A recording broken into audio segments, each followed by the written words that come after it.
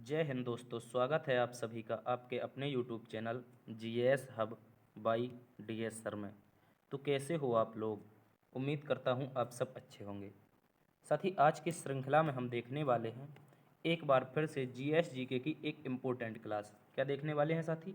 GS GK की एक important class जो कि आपके टॉप 25 क्वेश्चन की श्रृंखला रहने वाली है, जिसमें हम देखेंगे अग्निवीर, सीआरपीएफ, एसएससी एमटीएस या फिर यूपी पुलिस के लिए जीएस जीके की एक दमदार सेशन। ठीक है, जिसमें साथी आपके सारे के सारे प्रीवियस ईयर क्वेश्चन रहने वाले हैं।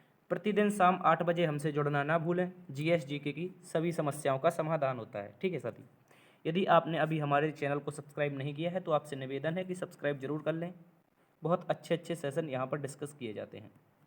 चलते हैं आज के पहले प्रश्न की तरफ। आप सभी का स्वागत है। जय हिंद, वंदे मातरम। आज का मोटिवेशन कोड जो आपको ऊर्जावान बनाएगा और मंजिल के प्रति जागरूक रखेगा। कह रहा है साथी, समय को व्यर्थ ना करो। समय को व्यर्थ ना करो। तुम अगर सच में अपने लक्ष्य को पाने के लिए दिल से मेहनत करोगे, समय को व्यर्थ ना करो। यदि तुम लक्ष्य को सच में पाने के लिए दिल से मेहनत करोगे तो समय को भी कम करना पड़ेगा मेहनत करने के लिए। यानी कि कभी तुम दिल से लक्ष्य के लिए मेहनत करना शुरू कर दोगे साथी तो आपके लिए दिन भी कम पड़ने लगेंगे। ठीक है, टाइम भी कम पड़ने लगेगा आपको, यदि आप चाहते हैं। हालांकि जिन भी विद्यार्थियों का एसएससी जीडी में नहीं हुआ है तो वो मायूस नहीं होंगे, वो दुख मनाने के लिए समय व्यर्थ नहीं करेंगे। उन्हीं के लिए है कि समय को व्यर्थ ना करें। यदि आपने सच्चे दिल से मेहनत की थी और आपका फिर भी नहीं हुआ है तो देखो हमने कौन सी कमियां छोड़ दी, कौन सी कमियां रह गई। किसी का मैथ वीक था, किसी का जीएस वीक था, किसी का हिंदी वीक था या फिर इंग्लिश। इस तरह से जिनका भी रह गया है उनके प्रति मेरी सांत्वना है और आप पुनः से उन कमियों में सुधार करिए, जिससे आपका आने वाले दिनों में जो आपकी 1,29,000 की साथी जीडी की वैकेंसी आनी है, एसएससी जीडी की वैकेंसी आनी है 1,29,000 की दिसंबर में। ठीक है, पुनः से तो दोबारा से तैयारियों में जुट जाइए और इस बार सफलता पाकर ही रहेंगे। ठीक है, इसी जोश और जुनून के साथ चलते हैं आज के पहले प्रश्न की तरफ। आज का पहला प्रश्न ये रहा आपकी स्क्रीन पर। कह रहा है साथी, सितारा देवी का संबंध किस शास्त्रीय नृत्य से है? क्या कह रहा है साथी? सितारा देवी का संबंध किस शास्त्रीय नृत्य से है? एक अच्छा प्रश्न, बार बार एग्जाम में पूछा जाने वाला प्रश्न।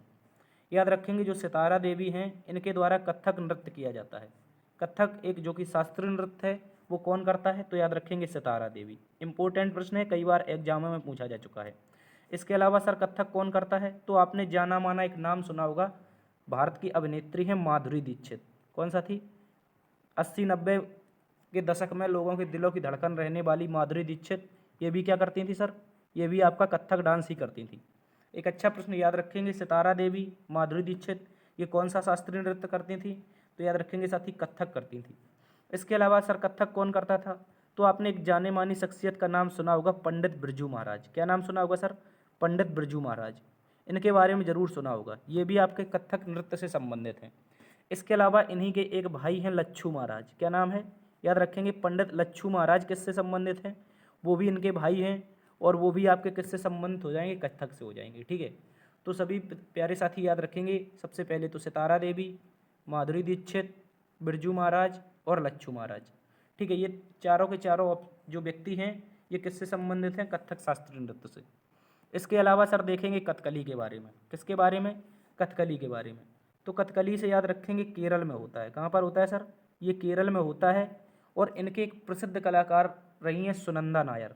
याद रखेंगे सुनंदा नायर इसकी एक प्रसिद्ध कलाकार हैं। इनसे एग्जाम में क्वेश्चन पूछा जाता है।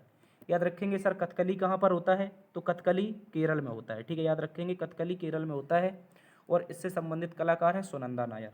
इसके अलावा बात करेंगे भरतनाट्यम की। सर ये तमिलनाडु में होता है। कहाँ पर होता है? तमिलनाडु में होता है और इसकी एक प्रसिद्ध कलाकार रही हैं लीला सैमसन। याद रखेंगे प्यारे साथी, लीला सैमसन इसकी एक प्रसिद्ध कलाकार रही हैं। जो संजू सैमसन हैं उन्हीं के शायद रिश्तेदार वगैरह होंगी। ठीक है, संजू सैमसन से आप याद रख सकते हैं। जो लीला सैमसन है भरतनाट्यम से, तमिलनाडु में होने वाला शास्त्रीय नृत्य, इससे संबंधित कौन है? आपकी लीला सैमसन। इसके अलावा बात करेंगे सर सत्रिया की। सत्रिया कहाँ पर होता है? तो सभी प्यारे साथी याद रखेंगे ये असम का शास्त्रीय नृत्य। कहाँ का? असम का शास्त्रीय नृत्य है और श्रीमंत शंकरदेव इससे संबंधित हैं। श्रीमंत शंकरदेव का संबंध सर किससे है? तो याद रखेंगे आपके असम के सत्रिया नृत्य से।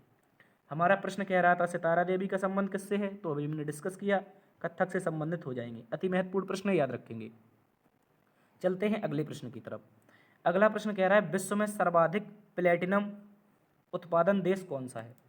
साथ ही विश्व में सर्वाधिक उत्पादन प्लेटिनम देश पूछा है। देखो यहाँ पर देश पूछा, ये ऑप्शन किस प्रकार के दे दिए, ये टाइपराइटर की गलती है साथी, आप देख लेंगे, हम इसका डिस्कशन करेंगे। प्लेटिनम की बात करें तो साथी इसको सफ़ेद सोना कहते हैं। क्या कहते हैं, सफ़ेद सोना। प्लेटिनम क्या होता है सर, प्लेटिनम आपका सफ़ेद सोना होता है, और इसको उत्पादन करने वाला आपका प्रथम देश कौन सा हो जाएगा, प्रथम स्थान पर जो देश है उसका नाम है दक्षिण अफ्रीका। क्या नाम है, एक इम्पोर्टेंट प्रश्न याद रखेंगे, दक्षिण अफ्रीका प्लेटिनम का सर्वाधिक उत्पादन करता है। ठीक है, याद रखेंगे, ये आपके ऑप्शन नहीं होंगे। ठीक है, प्लेटिनम की बात करें सर, इसको सफ़ेद सोना कहते हैं, और दक्षिण अफ्रीका जो देश है ये आपका अफ्रीका महाद्वीप में पड़ता है। याद रखेंगे, ये सर्वाधिक उत्पादन कौन करता है, तो दक्षिण अफ्रीका इसका राइट आंसर हो जाएगा, याद रख लेंगे आप लोग।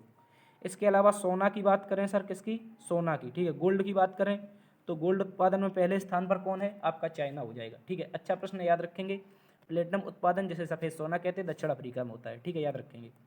इसके अलावा यदि ऑप्शन दे ही दिए हैं तो इनका डिस्कशन कर लेते हैं।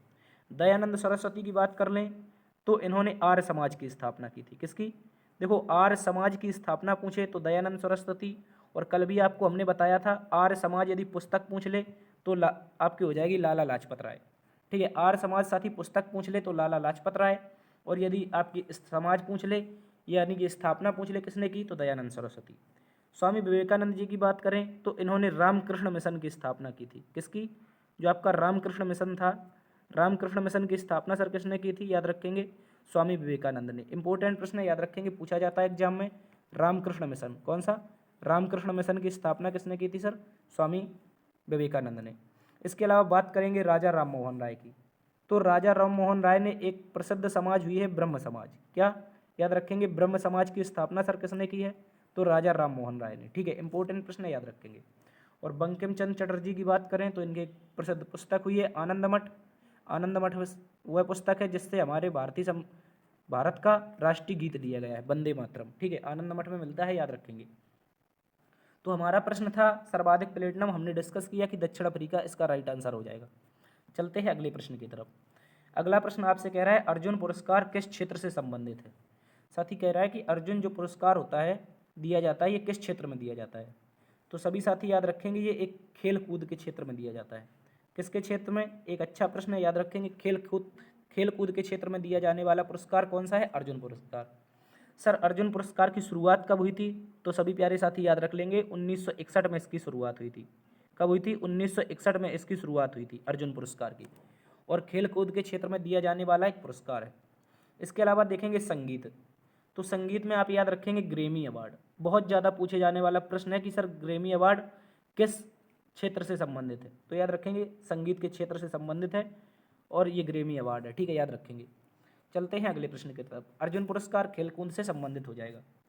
अगला प्रश्न कह रहा है साथी भारत में भारत कोकिला के नाम से किसे जाना जाता है। भारत में भारत कोकिला के नाम से किसे जाना जाता है, तो सभी साथी याद रखेंगे यहाँ पर कोकिला से दो प्रश्न पूछे जाते हैं। यदि पूछ ले भारत कोकिला तो श्रीमती सरोजिनी नायडू। कौन साथी, श्रीमती सरोजिनी नायडू भारत कोकिला के नाम से जानी जाती हैं। ठीक है, अच्छा प्रश्न, याद रखेंगे। ये भारत की पहली महिला राज्यपाल भी रह चुकी हैं। क्या रह चुकी हैं सर, पहली महिला राज्यपाल की बात करें सर कौन रही हैं राज्यपाल, तो सभी साथी याद रखेंगे सरोजिनी नायडू, उत्तर प्रदेश की रही थी। इसके अलावा इंदिरा गांधी जी की बात करें तो श्रीमती इंदिरा गांधी जी को हम देते हैं आयरन लेडी। क्या नाम देते हैं, आयरन लेडी। ठीक है, आयरन लेडी के नाम से कैसे जानते हैं, तो श्रीमती इंदिरा गांधी को। ले यहाँ पर लेडी की बात हुई, यदि पूछ ले सर आयरन मैन के नाम से कैसे जानते हैं, आयरन मैन यानी कि लौह पुरुष, आप सभी को पता हो जाएगा। ठीक है, लौह पुरुष की बात करें तो सरदार वल्लभ भाई पटेल। कौन साथी, सरदार वल्लभ भाई पटेल को हम किस नाम से जानते हैं, लौह पुरुष के नाम से, यानी कि आयरन मैन। और iron lady Shrimati Indira Gandhi. Sir PT Usha की बात करें तो पीटी उषा आपकी जानी जाती हैं उड़न परी नाम से। किस नाम से साथी, उड़न परी नाम से कौन जाना जाता है, तो पीटी उषा जानी जाती हैं। इसके अलावा एक कोकिला से और प्रश्न पूछा जाता है जिसे हम कहते हैं साथी स्वर कोकिला। क्या कहते हैं, स्वर कोकिला। स्वर कोकिला या फिर बॉलीवुड की कोकिला पूछ ले तो किसे जानते हैं साथी, आपकी लता मंगेशकर। इनका हाल ही में निधन हो गया है 2022 में, और इनका प्रश्न पूछे जाने की संभावना है इसलिए याद रखेंगे स्वर कोकिला या बॉलीवुड की कोकिला लता मंगेशकर, जिनको 2001 में मिला था भारत रत्न, और ये संगीत के क्षेत्र से संबंधित थी। अति महत्वपूर्ण प्रश्न याद रखेंगे। और क्वेश्चन पूछा है भारत कोकिला, तो भारत की पहली महिला राज्यपाल सरोजिनी नायडू जी को कहा जाता है। अगला प्रश्न हमसे कह रहा है भारत के राष्ट्रपति अपना त्यागपत्र किसको देते हैं। अच्छा प्रश्न है, याद रखेंगे भारत के राष्ट्रपति अपना त्यागपत्र किसे देते हैं। तो सभी प्यारे साथी याद रखेंगे जो राष्ट्रपति जी होते हैं वो उपराष्ट्रपति को अपना त्यागपत्र देते हैं। क्या देते हैं? उपराष्ट्रपति को अपना त्यागपत्र देते हैं। एक अति महत्वपूर्ण प्रश्न है, प्रेसिडेंट अपना त्यागपत्र किसे देता है? उपराष्ट्रपति को। और जब ये उपराष्ट्रपति को अपना पत्र संबोधित करते हैं तो इसके बाद उपराष्ट्रपति तुरंत जाके लोकसभा अध्यक्ष को यह सूचना देता है।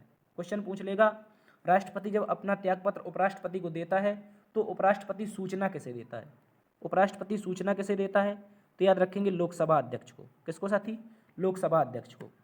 ठीक है, इसको याद रखेंगे।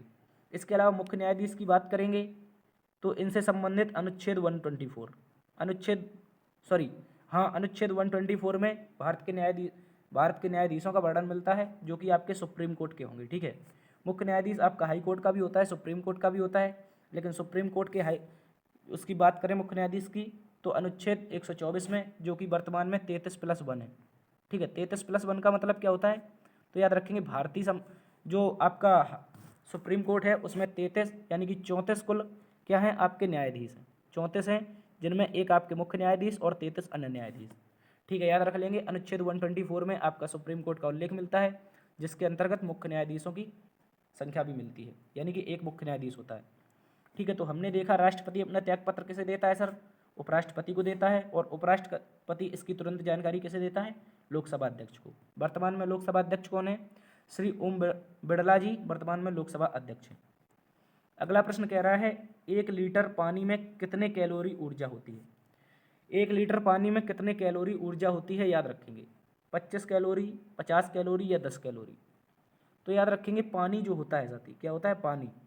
पानी जो होता है इसमें 0 कैलोरी होती है। क्या होती है? 0 कैलोरी, यानी कि कोई कैलोरी नहीं होती है। याद रखेंगे पानी में कोई कैलोरी नहीं होती है। यदि पानी में कैलोरी होने लगती तो याद रखेंगे भारत के लोग तो खाना बचाने के लिए पानी ही पीते। ठीक है, तो याद रख लेंगे क्योंकि भारत के लोग बहुत ज़्यादा संख्या में हैं। और याद रखेंगे कई लोग ऐसे भी हैं, आज की स्थिति देखी जाए तो रातें भूखे होकर बितानी पड़ती हैं। तो याद रखेंगे पानी में कोई कैलोरी नहीं होती है। इसका आंसर क्या हो जाएगा? कोई कैलोरी नहीं। ठीक है, याद रखेंगे। चलते हैं अगले प्रश्न की तरफ। अगला प्रश्न कह रहा है कैलकुलेटर किस प्रकार की कंप्यूटर्स पद्धति पर कार्य करता है? क्या कह रहा है साथी? जो कैलकुलेटर होता है ये किस प्रकार की कंप्यूटर पद्धति पर कार्य करता है? तो सभी प्यारे साथी याद रखेंगे जो कैलकुलेटर होता है ये आपका डिजिटल कंप्यूटर पद्धति पर कार्य करता है। किस कंप्यूटर पर सर? डिजिटल कंप्यूटर पद्धति पर। अच्छा प्रश्न, याद रखेंगे कैलकुलेटर आपका डिजिटल पद्धति पर कार्य करता है। इसके अलावा देखेंगे एनालॉग कंप्यूटर। क्या देखेंगे? Analogue computer. और एनालॉग कंप्यूटर की बात करें तो ये भौतिक राशियों के मापन के लिए जो भौतिक इकाइयाँ होती हैं, इकाइयाँ। ठीक है, याद रखेंगे भौतिक इकाइयाँ यानी कि भौतिक जो मात्रक होते हैं उनकी मापने के लिए इसका किया जाता है प्रयोग। भौतिक मात्रक क्या होते हैं सर? जैसे आपका ताप हो गया, भौतिक इकाई क्या हो गया? ताप हो गया। ताप के अलावा दाब हो गया। दाब के अलावा सर क्या हो गया? दाब के अलावा आपका लंबाई हो गया, लेंथ हो गया, चौड़ाई हो गया। इस तरह की जो चीज़ें मापनी है हमको, तो इसमें हम क्या करते हैं? एनालॉग कंप्यूटर का प्रयोग करते हैं। ठीक है, याद रखेंगे। सबसे पहले कैलकुलेटर जो होता है वो डिजिटल कंप्यूटर होता है, और एनालॉग कंप्यूटर क्या होता है? जो भौतिक इकाइयाँ होती है, जैसे आपकी लंबाई नापनी है, ताप नापना है, तापमान कितना है, या फिर दाब कितना है, कंप्यूटर के माध्यम से। जैसे हमारे मोबाइल में आजकल देखा जाता है कि देख लीजिए पारा कितने डिग्री सेल्सियस है, तो ये सारे के सारे एनालॉग कंप्यूटर। ठीक है, याद रखेंगे। और सर हाइब्रिड कंप्यूटर क्या होता है? तो याद रखेंगे जो डिजिटल कंप्यूटर और एनालॉग कंप्यूटर दोनों को मिलाकर बनाया जाता है, यानी कि जो वर्तमान में आपके पास मोबाइल है वो एक हाइब्रिड कंप्यूटर का उदाहरण है। ठीक है, याद रखेंगे एनालॉग कंप्यूटर और डिजिटल कंप्यूटर दोनों को मिलाकर क्या बनता है? हाइब्रिड कंप्यूटर बनता है। क्योंकि आपका कैलकुलेटर भी मोबाइल में होता है, आपका तापमान मापने के लिए भी होता है, दाब मापने के लिए भी होता है, और लंबाई चौड़ाई मापने के लिए भी होता है। इसके अलावा मोबाइल में क्या होता है? आपकी टॉर्च वगैरह, ये सारी की सारी चीज़ें होती, तो इसलिए मोबाइल आपका हाइब्रिड कंप्यूटर का उदाहरण हो जाएगा। याद रखेंगे। चलते हैं अगले प्रश्न की तरफ। अगला प्रश्न कह रहा है कितने माह से अधिक, माह नहीं होगा यहाँ पर, माप होगा। ठीक है, माप होगा। क्या होगा, माप। कितने माप से अधिक ध्वनि को शोर कहते हैं? क्या कहते हैं? कितने माप से जो अधिक की ध्वनि होती है उसको शोर कहते हैं। सर याद रखेंगे, जो शोर होता है उसको 80 डेसिबल से अधिक के रूप में रखा जाता है। किस में रखा जाता है? 80 डेसिबल से अधिक, यानी कि जो ध्वनि होगी उसको क्या कहेंगे? शोर कहेंगे। ठीक है, याद रखेंगे। जो डीजे होते हैं ये आपके शोर में आते हैं और 80 डेसिबल से अधिक में बजते हैं। ठीक है, याद रखेंगे। और बात करेंगे सर मानव के लिए श्रव्य क्या है? मानव के लिए श्रव्य कितना डेसिबल होता है? तो याद रखेंगे मानव के लिए 40 से 60, मोस्टली याद रखेंगे 40 डेसिबल से मैक्सिमम 60 डेसिबल। याद रखेंगे 40 डेसिबल से मैक्सिमम 60 डेसिबल तक मनुष्य आपका सुन सकता है। ठीक है, इससे ज़्यादा दोगे तो क्या हो जाएंगे? कान के पर्दे फट जाएंगे। ठीक है, याद रखेंगे। तो कितने माप से अधिक की ध्वनि को शोर कहते हैं? तो 80 माप से अधिक की ध्वनि जो होती है वो सारी की सारी शोर में आती है। ठीक है, याद रखेंगे। और 40 से 60 की ध्वनि क्या होती है? इससे इसको क्या करता सकता है? मनुष्य सुन सकता है। जैसा कि आप हमें सुन रहे हैं तो आप 40 से 60 के बीच में सुनते हैं। और मोबाइल में यदि आप कभी ब्लूटूथ लगाकर सुनते हो तो उसमें लिख कर आ जाता है, यदि आप आवाज़ ज़्यादा बढ़ाते हैं तो एक पॉइंट आता है ओके करिए, उससे 60% से अधिक के लिए आता है वो। ठीक है, याद रखेंगे। तो आपको वो कभी नहीं करना है। जैसे आपको आवाज़ बढ़ा रहे हैं और उसमें आवाज़ बढ़ने के लिए एक प्रोसेस आ जाता है 60% मैक्सिमम डेसिबल, तो आप क्या करेंगे? उसमें ओके नहीं करेंगे, ताकि यदि कर देंगे आप 80 डेसिबल से अधिक की सुनने लगेंगे, 60 से अधिक की, तो आपको बहरापन की शिकायत हो सकती है। याद रखेंगे। इसके अलावा सर बात करेंगे ध्वनि की, श्रव्य तरंगों की। किसकी? ध्वनि की तरंगों की बात करेंगे तो ध्वनि में 3 प्रकार की तरंगें होती हैं। कितने प्रकार की सर? 3 प्रकार की। कौन कौन सी होती हैं? एक होती है अवश्रव्य। क्या होती है? अवश्रव्य ध्वनि। अवश्रव्य ध्वनि की बात करें, जिस ध्वनि को कीड़े मकोड़े सुन सकते हैं। आपने देखा होगा जब बाढ़ आती है तो नदिया के आसपास के कीड़े मकोड़े जो होते हैं वो भागने लगते हैं, तो वो जीरो से 20 हर्ट्ज के बीच, 0 से 20 हर्ट्ज के बीच की ध्वनि सुनते हैं। याद रखेंगे। और इसके अलावा सर होती है श्रव्य ध्वनि। क्या होती है? श्रव्य ध्वनि। श्रव्य ध्वनि क्या होती है? तो 20 से लेकर के 20,000 हर्ट्ज। कितनी? 20 से लेकर के 20,000 हर्ट्ज तक की ध्वनि, इसको मानव सुन सकता है। अगर डेसिबल में मापा जाए तो मानव 40 से 60 के बीच सुन सकता है, लेकिन यदि यही हर्ट्ज में मापा जाए तो 20 से लेकर के 20,000 की ध्वनि मनुष्य सुन सकता है। इसके अलावा होती है आपकी अब अवश्रव्य हो गई, उसके बाद होती है पराश्रव्य। क्या होती है सर? पराश्रव्य। पराश्रव्य ध्वनि क्या होती है सर? तो याद रखेंगे पराश्रव्य ध्वनि जो होती है ये आपकी 20,000 से अधिक होती है। कितनी? 20,000 प्लस हर्ट्ज होती है। और इस ध्वनि को सर कौन सुनता है? तो याद रखेंगे चमगादड़ सुनता है। कौन सुनता है? चमगादड़ सुनता है। याद रखेंगे चमगादड़ इसको सुन सकता है। तो हमने अवश्रव्य ध्वनि देखी जिसे आपके कीड़ी मकोड़े सुनते हैं, इसके अलावा हमने श्रव्य देखी जिसे मनुष्य सुनता है, इसके अलावा पराश्रव्य जिसे चमगादड़ सुनता है। याद रखेंगे, इसको अच्छे से याद रख लेंगे। तो इसका आंसर क्या हो जाएगा? 80 डेसिबल आपका कौन क्या होता है? शोर होता है। ठीक है, याद रखेंगे। अगला प्रश्न कह रहा है अंतर्राष्ट्रीय महिला दिवस कब मनाया जाता है? अंतर्राष्ट्रीय महिला दिवस की बात करें तो ये 8 मार्च को मनाया जाता है। कब मनाया जाता है? 8 मार्च को। सर 8 मार्च को क्या मनाया जाता है? अंतर्राष्ट्रीय महिला दिवस। इंपॉर्टेंट प्रश्न है, याद रखेंगे। और पहली बार 1971 में यूएनओ के द्वारा इसको मनाने की घोषणा की गई थी। इसके अलावा बात करेंगे 8 जून की। सर 8 जून को क्या होता है? तो याद रखेंगे 8 जून को मनाते हैं विश्व महासागर दिवस। क्या मनाते हैं सर? विश्व महासागर दिवस। विश्व महासागर दिवस कब मनाते हैं? तो 8 जून को मनाते हैं। इसके अलावा 8 अप्रैल को सर क्या मनाते हैं? तो आप 8 अप्रैल को याद रखेंगे जब अपना प्रथम स्वतंत्रता संग्राम हुआ था, उसमें जो हमारे प्रथम स्वतंत्रता संग्रामी थे मंगल पांडे, मंगल पांडे के लिए याद के लिए एक दिवस मनाते हैं। याद रखेंगे शहीद दिवस। तो 8 अप्रैल को मंगल पांडे जी को क्या दी गई थी? फांसी दी गई थी। इसके अलावा बात करेंगे 8 मई। 8 मई को सर क्या मनाते हैं? तो विश्व रेड क्रॉस दिवस मनाते हैं। ठीक है, विश्व रेड क्रॉस दिवस कब मनाते हैं? ये 8 मई को मनाते हैं। एक बार पुनः देखते हैं, महिला दिवस की बात की जाए तो 8 मार्च हो जाएगा, महासागर दिवस की बात की जाए तो 8 जून हो जाएगा, 8 अप्रैल की बात की जाए तो आपका मंगल पांडे जी को जो फांसी हुई थी उसके याद में शहीद दिवस। इसके अलावा 8 मई की बात करें तो विश्व रेड क्रॉस दिवस। अति महत्वपूर्ण प्रश्न है ये सारे के सारे, आप लोग इनको याद रख लेंगे। चल अगला प्रश्न कह रहा है हमसे विधानसभा, क्या कह रहा है साथी? जो विधानसभा है, विधानसभा में भारतीय संविधान के अनुसार कम से कम और अधिक से अधिक कितने सदस्य हो सकते हैं? क्या कह रहा है साथी? जो आपकी विधानसभा होती है इसमें कम से कम और अधिक से अधिक कितने सदस्य हो सकते हैं? तो सभी प्यारे साथी याद रखेंगे, इसका राइट आंसर हो जाएगा 60 और 500। क्या हो जाएगा? 60 और 500। यानी कि कम से कम कोई कितने सदस्य हो सकते हैं? तो 60 हो सकते हैं। और मैक्सिमम कितने हो सकते हैं सर? मैक्सिमम हो सकते हैं आपके 500। ठीक है, याद रखेंगे। बात करी जाए वर्तमान में सर्वाधिक कहाँ पर है? वर्तमान में सर्वाधिक 403 आपके यूपी में है। कितने? 403, याद रखेंगे साथी। जो आपके 403 सदस्य हैं आपके कहाँ पर हैं? यूपी विधानसभा में। इसके अलावा सबसे कम सर कहाँ पर है? तो याद रखेंगे 32 हैं सिक्किम में। ठीक है, सिक्किम में। सर आपने तो कहा था कि आपके जो कम से कम होते वो 60 हो सकते हैं, लेकिन कुछ ऐसे अपवाद हैं, राज्य हैं, जैसे गोवा हो गया, गोवा के अलावा आपका मिजोरम हो गया, या फिर आपका ये सिक्किम हो गया। इनमें जो है ये कम सीटें हैं। सिक्किम में 32 हैं, गोवा में 40 हैं, याद रखेंगे। ठीक है, अच्छा प्रश्न है, याद रखेंगे।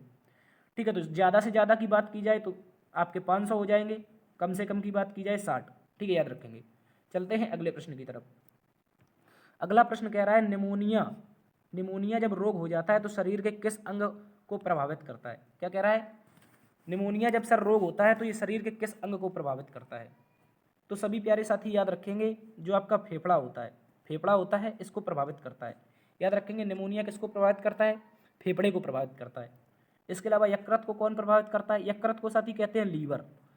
और हमारी माताएं कहती हैं, जब कई लोग ज़्यादा दारू पीने लगते हैं, पिताजी वगैरह, तो माताएं कहती हैं दारू मत पियो, क्या खराब हो जाएगा? लीवर हो जाएगा खराब। ठीक है, तो याद रखेंगे यकृत को लीवर कहते हैं, और इससे दारू पीने से ये खराब हो जाता है। इसके अलावा चलते हैं अगले प्रश्न की तरफ। अगला प्रश्न कह रहा है दिल्ली में सल्तनत काल का शासन कब प्रारंभ हुआ? अच्छा प्रश्न है, याद रखेंगे। कह रहा है दिल्ली में जो सल्तनत काल है सर, इसका कब प्रारंभ माना जाता है? तो याद रखेंगे 1206 में। कब? 1206 में दिल्ली में सल्तनत काल शासन काल की शुरुआत हुई थी। अच्छा प्रश्न है, याद रखेंगे। दिल्ली में सल्तनत काल की शुरुआत कब हुई? 1206 में हुई। ठीक है, याद रखेंगे। पहला वंश की बात करें कौन था? तो गुलाम वंश था। कौन था साथी? गुलाम वंश था। इसकी स्थापना किसने की थी? तो कुतुबुद्दीन ऐबक ने की थी। याद रखेंगे, केबीए ने की थी। ठीक है, गुलाम वंश, या फिर सर इसी को ममलुक वंश भी कहते हैं। क्या कहते हैं?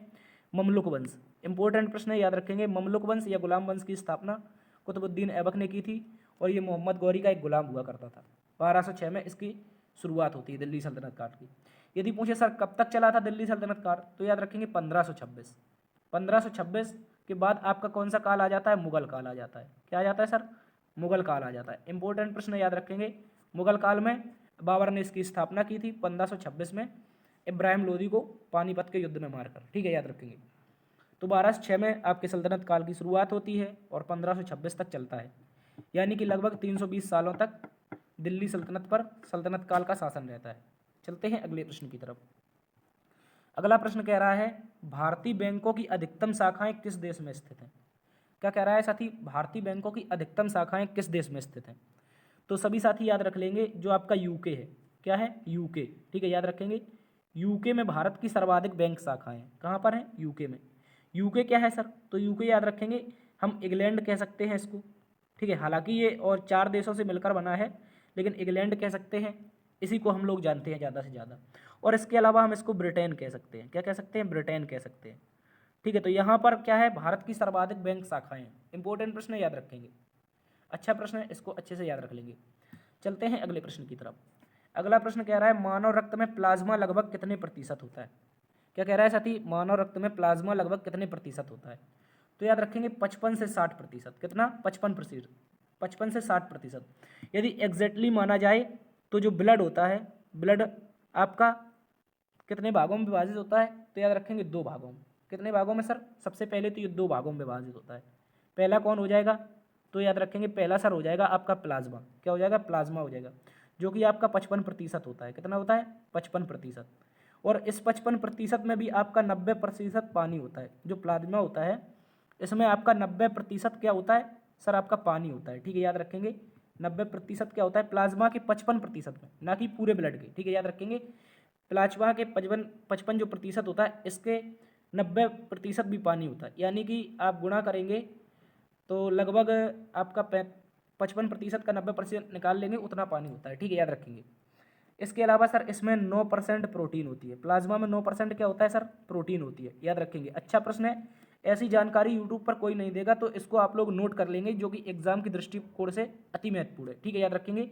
मानव के ब्लड में 55% प्लाज्मा होता है, जिसमें आपका 90% पानी होता है, 9% प्रोटीन होती है, और 1% अलग होता है। ठीक है, अन्य तत्व जो पाए जाते हैं वो होते हैं। ठीक है, याद रखेंगे। और प्लाज्मा की बात कर लें सर, किसकी? प्लाज्मा की। तो प्लाज्मा में क्या क्या होता है? तो प्लाज्मा में हमने बात की पानी और प्रोटीन और अन्य तत्व। लेकिन इसका रंग पूछ लेगा आपसे तो पीला रंग होता है। प्लाज्मा का रंग सर कैसा होता है, तो याद रखेंगे पीला रंग होता है। इसके अलावा सर क्या होता है, जब 55% तो प्लाज्मा में ब्लड में प्लाज्मा हो गया, लेकिन अन्य 45% क्या होता है ये भी तो बताइए। तो याद रखेंगे इसमें अन्य 3 चीज़ें होती हैं। क्या होती हैं, आरबीसी, डब्ल्यूबीसी, प्लेटलेट्स। क्या होता है, आरबीसी, आरबीसी, आरबीसी के अलावा डब्ल्यूबीसी, डब्ल्यूबीसी के अलावा प्लेटलेट्स। ठीक है, याद रखेंगे ब्लड में 45%, अन्य तत्वों में आरबीसी, डब्ल्यूबीसी, प्लेटलेट्स, जिसमें आपकी आरबीसी अकेले 90% होती है। कितनी, 90%। ये भी याद रखेंगे। अच्छा प्रश्न है, इस तरह के प्रश्न आपको कोई नहीं बताएगा, इसलिए आप इनको नोट करना आपके लिए अनिवार्य है, तो आप इनको नोट कर लेंगे। ठीक है, मानव रक्त में प्लाज्मा 55% और 45% में क्या होता है, आरबीसी, डब्ल्यूबीसी, प्लेटलेट्स। ठीक है, चलते हैं अगले प्रश्न की तरफ। अगला प्रश्न कह रहा है आधुनिक हिंदी साहित्य का पिता किसे कहा जाता है। क्या कह रहा है, आधुनिक हिंदी साहित्य का पिता किसे कहा जाता है। तो याद रखेंगे भारतेंदु हरिश्चंद्र। कौन सा थी, ये क्वेश्चन आपसे एग्जाम में पूछा जा चुका है। भारतेंदु हरिश्चंद्र को आधुनिक साहित्य का पिता कहते हैं। ठीक है, आधुनिक हिंदी साहित्य का पिता किसे कहते हैं, भारतेंदु हरिश्चंद्र को। अच्छा प्रश्न है, इसको याद रख लेंगे। ठीक है, चलते हैं अगले प्रश्न की तरफ।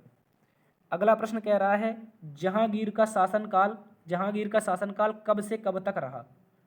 तो जहांगीर के शासनकाल की बात करेंगे तो ये आपका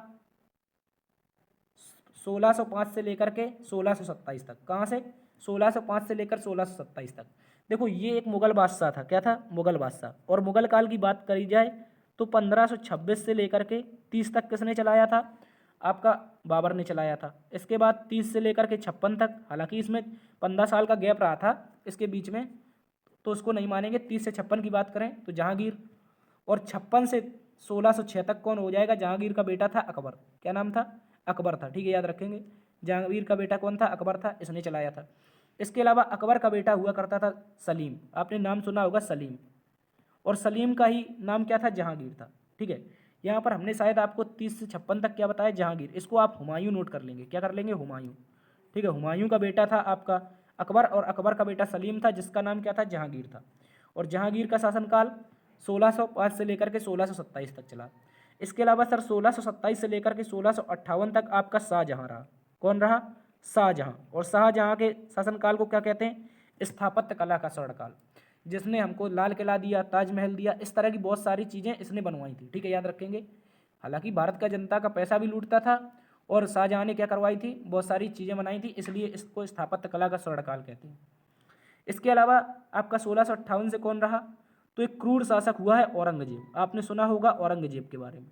ठीक है, औरंगजेब की बात करें तो औरंगजेब इसका राइट आंसर हो जाएगा 1658 से 1707 तक। देखो यहाँ पर यदि आपको कन्फ्यूजन हो रही है तो आप केवल इतना याद रख लेंगे, जो जहांगीर का शासनकाल है वो आपका 1605 से लेकर के 1627 तक चला था। ठीक है, याद रखेंगे। चलते हैं अगले प्रश्न की तरफ। अगला प्रश्न कह रहा है भारतीय संविधान के किस अनुच्छेद में चुनाव आयोग का उल्लेख मिलता है। तो सभी साथी याद रखेंगे, जो भारत में चुनाव कराता है चुनाव आयोग, इसका उल्लेख मिलता है अनुच्छेद 324 में। किस अनुच्छेद में, सर अनुच्छेद 324 में इसका उल्लेख मिलता है। अच्छा प्रश्न है, याद रखेंगे। यदि पूछ ले भाग कौन सा है सर, तो याद रखेंगे भाग 15 है। क्या है, भाग 15 है, इसको अच्छे से याद रखेंगे। इसके अलावा अनुच्छेद 124 अभी हमने डिस्कस किया, इसमें सुप्रीम कोर्ट है। इसके अलावा अनुच्छेद 214 यहाँ पर क्या है, हाई कोर्ट है। अनुच्छेद 129 में क्या है, इसमें लिखा है सर सुप्रीम कोर्ट जो है, ये सुप्रीम कोर्ट है, ये कैसा न्यायालय है, अभिलेख न्यायालय। इंपॉर्टेंट प्रश्न है, सुप्रीम कोर्ट कैसा न्यायालय है, अभिलेख न्यायालय। कौन से अनुच्छेद में लिखा है, 129 में। इसके अलावा क्या सर हाई कोर्ट भी अभिलेख न्यायालय है, तो याद रखेंगे ये भी है। और ये आपका अनुच्छेद 215 में लिखा है। कहाँ पर लिखा है, अनुच्छेद 215 में लिखा है कि हाई कोर्ट भी आपका क्या है, एक अभिलेख न्यायालय है। इंपॉर्टेंट प्रश्न याद रखेंगे। तो पुनः देखते हैं भारतीय संविधान के किस अनुच्छेद में चुनाव आयोग है। चुनाव आयोग जो कि संसद के चुनाव करवाता है, आपका स्टेट मुख्यमंत्री का चुनाव, यानी कि आपके जो क्या होता है, स्टेट का जो मंत्रिपरिषद बनता है, यानी विधानसभा का चुनाव करवाता है, विधानमंडल का। और आपका किसका, विधानसभा, लोकसभा, ये सारे चुनाव करवाता है, राष्ट्रपति वगैरह। तो ये चुनाव आयोग होता है। इसका अनुच्छेद 100 क्या मिल जाएगा, सॉरी 324 हो जाएगा। इसके अलावा 124 में देखा सुप्रीम कोर्ट, 214 में देखा हाई कोर्ट। इसके अलावा 129 में क्या हो जाएगा आपका सुप्रीम कोर्ट, जो कि एक अभिलेख न्यायालय है, 129 में लिखा है। चलते हैं अगले प्रश्न की तरफ। अगला प्रश्न कह रहा है जब दो कांच के गिलास एक दूसरे से अटक जाएं तो उन्हें कैसे अलग करेंगे। बाहरी गिलास में गर्म पानी डालेंगे, अंदरूनी गिलास में गर्म पानी डालेंगे, गिलासों को शीतल जल में डालकर, या उठा के पटक देने पर। ठीक है, उठा के पटक दोगे तो कांच के गिलास टूट जाएंगे, तो ये तो आंसर आपका होगा ही नहीं। ठीक है, याद रखेंगे। तो कांच के गिलासों की बात की जाए, जब एक दूसरे से अटक जाते हैं, अपने कांच के ही नहीं अपितु अब तो स्टील के बर्तन भी होते हैं, जब हम लोग धोने जाते हैं उसको, माताएं बहनें जाती हैं या फिर हम लोग जब बाहर पढ़ते हैं तो उसको धोने जाते हैं, तो क्या होता है एक दूसरे में गिलास चिपक जाते हैं। उसका कारण क्या होता है सर, वही हमसे पूछा है। तो याद रखेंगे जब ये गिलास चिपक जाते हैं सर, इसका मुख्य कारण होता है क्या, आपका वायुदाब। क्या हो जाता है सर, वायुदाब। और वायुदाब में क्या होता है, इसमें कमी आ जाती है, यही कारण है कि एक दूसरे से चिपक जाते हैं। ठीक है, याद रखेंगे। और यदि हमको वायुदाब को अलग करना है तो हम क्या करेंगे, इसमें जो बाहरी गिलास होता है, जैसे दो गिलास हैं ये आपके, ये और ये आपके चिपक गए हैं बहुत ज़्यादा, यहाँ पर क्या हो गया, प्रेशर आपका बन गया, तो यहाँ पर कम प्रेशर बचा, तो इसलिए ये चिपक गए। ठीक है, जब ये चिपक गए तो क्या करेंगे हम, जो ये बाहरी गिलास है, क्या है, बाहरी गिलास, इस बाहरी गिलास में क्या करेंगे, गर्म पानी डालेंगे। क्या डालेंगे, गर्म पानी। तब इस प्रकार से क्या होगा, जो कांच के गिलास हैं ये एक दूसरे से अलग अलग हो जाएंगे। ठीक है, और टूटेंगे भी नहीं। ठीक है, तो कुछ लोग घुमाकर करते हैं, कभी कभी टूट जाता है, लेकिन आप यदि ट्रिक अपनाएंगे, यदि आपके गिलास चिपक जाते हैं तो आप उसमें थोड़ा सा बाहरी गिलास में गर्म पानी डालिए, जिससे क्या होगा, ये वायुदाब जो वहाँ का तापमान होगा उसको कंट्रोल कर लेगा, और जो वायु उसके अंदर की होगी वो गर्म होकर बाहर आ जाएगी। ठीक है, अच्छा प्रश्न, याद रखेंगे। जब दो कांच के गिलास एक दूसरे से अटक जाएं तो बाहरी गिलास में गर्म पानी डाल देंगे। ठीक है, देखो यहाँ पर कुछ इस प्रकार से ये प्रक्रिया चलती है। किस प्रकार से, इस प्रकार से, ये दो गिलास हैं, इनमें क्या कर रहा है ये व्यक्ति, क्या कर रहा है, जो ये गर्म पानी है इस पानी को ऊपर वाले गिलास पे डाल रहा है। जब ऊपर वाले पे डाल रहा है तो जो अंदर का इसके प्रेशर है वो बाहर आ जाएगा। ठीक है, तो इस प्रकार से ये दोनों अलग हो जाएंगे। तो याद रखेंगे ऊपर वाले गिलास पर गर्म पानी डालेंगे, ना कि नीचे वाले पर। ठीक है, नीचे पर डालेंगे तो कुछ नहीं होगा। चलते हैं अगले प्रश्न की तरफ। अगला प्रश्न कह रहा है, निम्नलिखित में से किस नदी का उद्गम भारत में नहीं होता है। तो याद रखेंगे जो सतलुज नदी है, कौन सी, सतलुज नदी। सतलुज नदी का उद्गम कर सर फिर कहाँ पर होता है, तो सतलुज नदी का उद्गम भारत में नहीं होता है, अपितु ये मानसरोवर झील, जो आपकी मानसरोवर झील है तिब्बत में पड़ती है। कहाँ पर, मानसरोवर झील है आपकी तिब्बत में पड़ती है, यहाँ पर इसका क्या होता है साथी, यहाँ पर इसका उद्गम होता है। ठीक है, मानसरोवर झील से। अच्छा प्रश्न है, सतलुज कहाँ से निकलती है, मानसरोवर झील तिब्बत से। इसके अलावा चिनाब की बात पूछ ले तो याद रखेंगे चिनाब दो नदियों से मिलकर बनती है, एक चंद्रप्रभा, कौन सी नदी, चंद्रप्रभा, और इसके अलावा दूसरी कौन सी हो जाएगी सर आपकी, दूसरी हो जाएगी भागा। ठीक है, दो नदियां हैं सर, चंद्रप्रभा और भागा, दो नदियों से मिलकर, सॉरी चंद्रप्रभा नहीं होगा, चंद्रा नदी होगा। ठीक है, यहाँ पर चंद्रप्रभा तो आपकी उसकी कृष्णा की सहायक है। ठीक है, चंद्रा नदी और भागा नदी से मिलकर चिनाब नदी बनती है। अच्छा प्रश्न है, याद रखेंगे। इसके अलावा ब्यास नदी की बात की जाए, ब्यास नदी आपकी ब्यास कुंड से निकलती है। ब्यास कुंड सर कहाँ पर पड़ता है, तो याद रखेंगे हिमाचल प्रदेश में। कहाँ पर, हिमाचल प्रदेश में। और चिनाब नदी भी आपकी चंद्रा और भागा से मिलकर बनती है, और ये रोहतांग दर्रा में मिलती है। कहाँ पर, तो इसलिए कहा जाता है कि रोहतांग जो दर्रा है यहाँ से कौन सी नदी निकलती है, चिनाब नदी निकलती है। याद रखेंगे। रावी की बात की जाए सर, रावी नदी कहाँ से निकलती है, तो एक जिला पड़ता है हिमाचल प्रदेश में, कांगड़ा। कौन सा जिला सर, कांगड़ा जिला पड़ता है। कहाँ पर पड़ता है, तो हिमाचल प्रदेश में, यहीं से ये निकलती है। याद रखेंगे। तो हमने देखा, हमसे क्वेश्चन पूछा निम्नलिखित में से कौन सी नदी जो भारत से उद्गम नहीं होता है, तो आप याद रखेंगे सतलुज नदी भारत से उद्गम नहीं होता, ये कहाँ से निकलती है, तिब्बत से निकलती है। ठीक है, चिनाब नदी चंद्राभागा से मिलकर बनती है, ब्यास नदी ब्यास कुंड से निकलती है, रावी नदी कांगड़ा हिमाचल प्रदेश से निकलती है। चलते हैं अगले प्रश्न की तरफ। अगला प्रश्न कह रहा है, कोयना हाइड्रो इलेक्ट्रिक प्रोजेक्ट किस राज्य में स्थित है। क्या कह रहा है, जो कोयना हाइड्रो इलेक्ट्रिक प्रोजेक्ट है ये किस राज्य में स्थित है, तो याद रखेंगे जो कोयना हाइड्रो इलेक्ट्रिक प्रोजेक्ट है ये महाराष्ट्र में स्थित है सर। महाराष्ट्र में कहाँ पर है, तो याद रखेंगे महाराष्ट्र में आपने खूब सुना होगा सतारा जिला, क्योंकि सतारा एक ऐसी पहली रियासत थी जिसे अंग्रेजों के द्वारा हड़पा गया था, इसलिए इसका नाम आपने खूब सुना होगा। तो ये सतारा जिले में कोयना नदी पर ही स्थित है। कौन सी नदी है सर, ये कोयना नदी है, जिस पर कोयना हाइड्रो प्रोजेक्ट बना है। याद रखेंगे। सर बिहार की बात की जाए, कौन सा प्रोजेक्ट है, तो बिहार में आप लोग याद रखेंगे, आपने सुना होगा बाण सागर परियोजना। क्या सुना होगा, बाण सागर परियोजना, जो कि बिहार, मध्य प्रदेश और उत्तर प्रदेश की बनी हुई है। इसके अलावा मध्य प्रदेश की बात की जाए तो मध्य प्रदेश में ओंकारेश्वर बांध है। कौन सा बांध सर, ओंकारेश्वर बांध। ठीक है, ओंकारेश्वर बांध है, इसको याद रखेंगे। ओंकारेश्वर बांध किस नदी पर है, तो आपके नर्मदा नदी पर। किस नदी पर, नर्मदा नदी पर। अच्छा प्रश्न है, याद रखेंगे। ठीक है, इसको अच्छे से याद रख लेंगे। इसके अलावा तेलंगाना की बात की जाए तो यहाँ पर आपका हो जाएगा, तेलंगाना में एक प्रसिद्ध है नागार्जुन सागर। क्या है सर, नागार्जुन सागर आपने सुना होगा। नागार्जुन सागर परियोजना कहाँ पर है, पहले ये आंध्र प्रदेश में थी, जब आंध्र प्रदेश अलग हो गया सर तो ये आप तेलंगाना में आ चुकी है। याद रखेंगे। और सर अब आंध्र प्रदेश में जब ये अलग हो गया तो आंध्र प्रदेश में भी है क्या कोई, तो याद रखेंगे श्रीशैलम परियोजना। कौन सी, जो आपकी श्रीशैलम परियोजना है ये आपकी आंध्र प्रदेश में हो जाएगी। कौन सी? श्रीशैलम परियोजना, याद रखेंगे। कहाँ पर है? आंध्र प्रदेश में। तो एक बार पुनः देख लेते हैं। महाराष्ट्र के सतारा में कोयना हाइड्रो प्रोजेक्ट है जो कोयना नदी पर है। बिहार में आपकी बाणसागर जो कि 3 राज्यों का है, बिहार, उत्तर प्रदेश और मध्य प्रदेश का। इसके अलावा मध्य प्रदेश में ओंकारेश्वर परियोजना, तेलंगाना में नागार्जुन सागर परियोजना, इसके अलावा श्रीशैलम आपकी आंध्र प्रदेश में। ठीक है, इसको अच्छे से याद रखेंगे। तो ये थी आज की क्लास। उम्मीद करता हूँ आज की क्लास और एनालिसिस पसंद आया है। यदि पसंद आया है तो लाइक कीजिए, दोस्तों में सेशन को शेयर कीजिए। यदि चैनल पर नए हैं तो आपसे निवेदन है सब्सक्राइब कर लीजिए। और अब ये समय नहीं है गम मनाने का, अब समय है उठकर खड़े हो जाने का। जो गलतियाँ हुई हैं उनमें सुधार करेंगे और क्या करेंगे, अब की बार SSC GD क्वालिफाई यानी कि पार करेंगे। ठीक है, देखते रहिए GS hub by DS sir. मिलते हैं अगली वीडियो में, तब तक के लिए अपना ख्याल रखना। जय हिंद।